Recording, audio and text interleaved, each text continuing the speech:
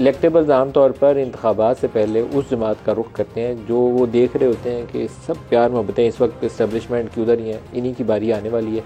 2018 से पहले ये रुख हवाओं का जो था वो पीटीआई या इमरान खान की तरफ था। जनूबी पंजाब महाज बना तो वो उधर चले गए। बाप पार्टी नून लीग के आखिरी दिनों में इनकी बलोचिस्तान हुकूमत गिरा के बनाई गई थी, बाप पार्टी बलोचिस्तान अवामी पार्टी।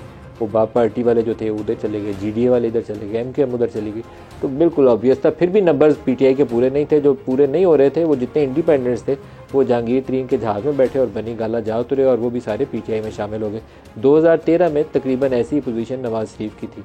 लेकिन ये जो लाडले वाले तरीके से हुकूमत लेने का तरीका कार है ना, ये साल 2 साल ही चलता है। उसके बाद मुश्किलात इतनी गहरी होती हैं कि फिर हुकूमत भी अपनी मुद्दत पूरी करना उसके लिए मुश्किल हो जाता है। नवाज शरीफ 2017 में गए, इमरान खान 3.5 साल के बाद 10 अप्रैल 2022 में गए। अब ये सूरत हाल नवाज शरीफ ने अपने लिए दोबारा खुद से चुनी। एक रास्ता ये था कि दोबारा आते, जेल में जाते, अपील करते, हाई कोर्ट्स तक उनकी सुनवाई होती और अपील के नतीजे में उनकी ज़मानत होती और फिर दरखास्तें लेकर आगे जाते सुप्रीम कोर्ट में। वहाँ उनकी लाइफ टाइम डिस्क्वालिफिकेशन है, वहाँ राह खुलती अगर तो फिर वो इंतखाबी अमल में हिस्सा लेते। लेकिन उन्होंने इस रास्ते को तरजीह नहीं दी। उन्होंने उस रास्ते को तरजीह दी है जो उनके लिए आसान था। वो रास्ता है जप्पी वाला रास्ता। फैसल वाडा साहब, ये वारा खाएगा नवाज शरीफ को? एक्सेप्टेबल होगा कि ये इसी तरीके से आगे चलें और 5 साल अपनी टर्म पूरी करें? देखिए नदीम मलिक साहब, मैं पहले भी कह चुका हूँ, अल्लाह ताला इज़्ज़त रखे, लेकिन मुआवजा कोई आसमानी मुआवजा हो गया तो 2 साल चलेगा ये सेटअप। इससे ज़्यादा मैं सेटअप को देख नहीं रहा। मैं तो 11-12 महीने में रैपअप हो जाएगा, क्योंकि जो हालात हैं उसमें इन्होंने आके वही करना है जो आज डॉलर नीचे हो ये अपने 16 महीने में नहीं कर सके। 16 महीने में इन्होंने क्या किया? सब ने मिलकर केसेस माफ़ कराएं, टेलर मेड अपनी मर्जी के, कर्जे चढ़ाएं और बेनिफिशरी इमरान खान की लड़ाई का ये बनकर उभरे हैं। तो ये अपनी पॉपुलैरिटी के ऊपर तो नहीं आए हुए, ठीक है, नंबर 1। नंबर 2 ये कि हस्बे हाल हस्बे ज़रूरत हस्बे वक्त आपको जिस चाहें आप चीज़ें कर लेते हैं। आप लाडला और सेलेक्टेड का तो वर्ड लगेगा ही लगेगा मियाँ साहब से, क्योंकि ये बेनिफिशरी हैं excuse me chairman Tehreek Insaf के। चेयरमैन तहरीक इंसाफ ने ट्रे में रख के इनको दिया। ये अपनी परफॉर्मेंस पे तो नहीं आ रहे। दूसरी सेकंड बिगेस्ट पार्टी है, इसलिए ये ऑप्शन है, नंबर 1। नंबर 2 ये कि हमने जमहूरी जनाजा लेके चलना है तो हमें बर्दाश्त करना पड़ेगा। डॉलर भी महंगा होगा, पेट्रोल भी महंगा होगा, बिजली भी महंगी होगी, सब कुछ महंगा होगा। लेकिन अगर आप कहें कि ये सब बदतरीन जो लीडरशिप हमारी गुजरी है पाकिस्तान की समेत पीटीआई के, ये साथ भी सारे आज मिल जाए तभी पाकिस्तान को सीधे रास्ते में, क्योंकि इनकी जेबों में बहुत बड़े बड़े सुराख है, नंबर 1। नंबर 2 ये कि हम बहरिया की मलिक रियाज साहब की बात कर रहे थे। हमने कहा 190 बिलियन का केस है। 190 बिलियन का केस है, बिल्कुल सही है, ओपन एंड शट केस है, इसमें भी कोई दो राय नहीं है। लेकिन उसके पीछे पसे मंजर में चले जाएं तो मियाँ नवाज शरीफ साहब की हाइड पार्क की प्रॉपर्टी जो उन्होंने खरीदी है उससे पीछे चले जाएं तो कराची सिंध के अंदर भी उनकी बहुत सारी डेवलपमेंट है। तो मलिक रियाज साहब एक ऐसे इंसान है जिनकी बाय फार जो ताल्लुकात हैं वो पूरे जमहूरी सिस्टम के साथ हैं और इसमें कोई गलत भी चीज नहीं है। कराची का जो केस है सारा वो है पीपल्स पार्टी के दौरे हुकूमत के अंदर। तीसरी चीज इंपॉर्टेंट चीज क्या है कि देखिए मैं मलिक रियाज साहब को इसलिए नहीं गलत कहता कि इस मुल्क के अंदर सारे लोग अपने 1000 रुपए निकालने के लिए 100-200 रुपए देते हैं। उन्होंने भी दिए और उन्होंने तो उस चीज को माना भी, और सारे कारोबारी ऐसे ही हैं। अगर आप कहें कि सब अपने 1000 रुपए निकालने के लिए 200 नहीं देंगे तो ऐसी गलत बात होगी, वो झूठ होगा। तो उन्होंने भी कारोबारी हिसाब से सही डील की, उन्होंने 200 दे दिए, 1000 रुपए निकाल दिए। तो सबसे पहले उसको पकड़ना चाहिए जिसने दफ्तर में बैठ के गलत काम किया। वो तो कारोबारी आदमी है ना, अपना कारोबार कर रहा है, तो वो जिसने बैठ के गलत काम किया पहले तो सवाल उससे पूछना चाहिए। उसके बेनिफिशियरी तमाम पाकिस्तान की जमहूरी लीडर्स थे, हैं और आगे भी होंगे, गैर जमहूरी भी। मैं वही तो कह रहा हूँ, बेनिफिशियरी सारे हैं, ठीक है। तो जब सारे हैं, मैं एग्री करता हूँ, लेकिन बात सारी है कि आप ये सिलेक्टेड का वर्ड और जो लाडले का वर्ड है वो मियाँ साहब के पास से निकाल नहीं सकेंगे।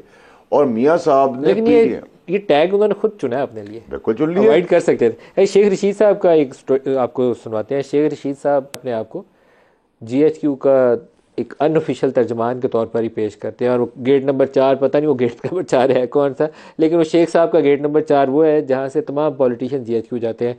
कभी दोबारा मौका मिला तो वो पूछूंगा कि उसका रास्ता 4 का किधर से आता है। शेख साहब को वो रास्ता लगता है कि आजकल उनको रास नहीं आया। सुनिए वो क्या कहते हैं। बंदे इस वक्त मुल्क की सियासत में खामोश हैं, एक नवाज शरीफ और एक शेख रशीद। मैंने तो सारी उम्र गेट नंबर 4 का उसकी तरह साथ दिया है जिस तरह उसने लंदन में था और डॉर्चेस्टर के नीचे फिर रहा था जब एक्साइज एंड टैक्सेशन का फोन आया कि आपको वजीर बनाया जा रहा है। मैंने तो सारी उम्र साथ दिया, लेकिन मुझे नजर लग गई। उसको कब नजर लगने वाली है ये मैं इंतजार कर रहा हूँ।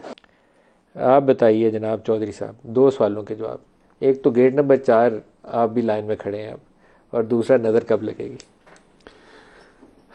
देखिए, शेख रशीद साहब की अपनी एक सियासत है और अपना उनका एक तर्ज बयां है, लिहाजा अपने इस तर्ज बयां की वजाहत वो खुद ही कर सकते हैं। उनकी मार्फत तक पहुंचना तो हमारे लिए मुमकिन नहीं है, और ना अल्लाह ताला पहुंचाए, जो सियासी मार्फत है उनकी। गेट नंबर 4 तक तो पहुंच गए आप? नहीं, गेट नंबर 4 की जहाँ तक बात है, देखें गेट नंबर 4 पहुँचे नहीं पहुँचे, लेकिन गेट नंबर 4 से हमारी कोई लड़ाई नहीं है और ना लड़ाई होनी चाहिए।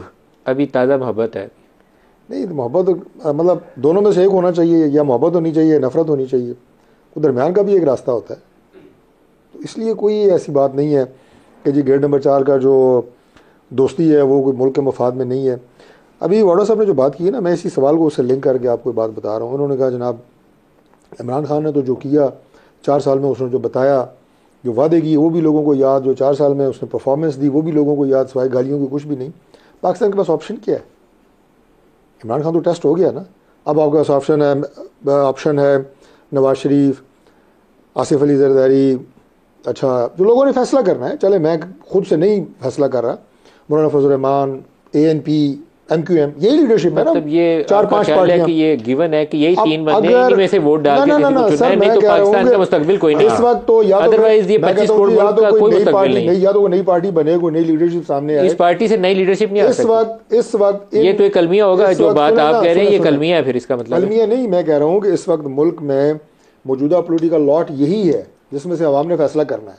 ठीक है, मुझे लगता ही है एज ए पोलिटिकल वर्कर तो आपको आप इसमें से एक बेहतर ऑप्शन है, और अपनी कारकर्दगी की बुनियाद पे। ये तो फिर आप अवाम को कोई चॉइस नहीं दे रहे, आप तो उनको बता रहे हैं कि ये है, लेना तो ले लो, नहीं लेना तो तुम्हारी मर्जी है। मलिक साहब, लीडर वो होता है जिसके नाम पे वोट पड़े।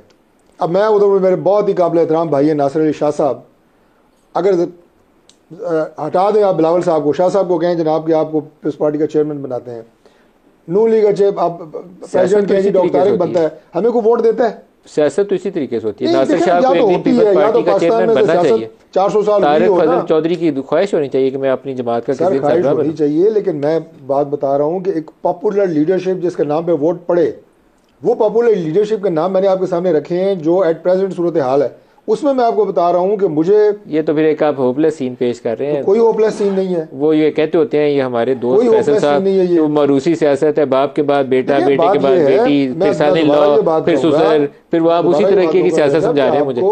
आपको जब इलेक्शन में आप उतरते हैं तो आपको एक ऐसा चेहरा, एक ऐसा नाम चाहिए होता है जिसके पल्ले को कारकर्दगी भी हो, जिसके माजी में मुल्क की उसने खिदमत की हो। इसका मतलब है कोई और नया बंदा नहीं आ सकता ऊपर? सर बिल्कुल आ सकता है, नहीं आ सकता, मैं कह रहा हूं ना, नहीं आ सकता। अगले 2-2.5 महीनों में तो नई पार्टी रजिस्टर नहीं हो सकती।